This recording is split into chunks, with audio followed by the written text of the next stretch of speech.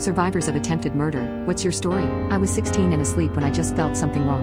I rolled over to see someone who looked like my father standing beside my bed. I said, "Dad?" That's when he jumped on the bed and shoved his hand into my panties and into me, and at first I went into shock, thinking my own father was doing this. He then started choking me hard, and I realized it wasn't my father. I started fighting back, managing to get my knee into his groin. His hands fell away from my throat, and I screamed like never before. He paused, unsure of whether or not to stay or to leave. After a few seconds of contemplating, he dove out my window. I was so incensed I chased him to the window and kept screaming at him. Hours later, I noticed an extension cord was out of place in my room. I pulled it out from around the corner of my bed, and the end had been fashioned into a noose big enough to fit around my head. So it was finally then that 16-year-old me realized this man who broke in had intended to actually strangle me to death, and for whatever reason, I had woken up in time to catch him before he got that far.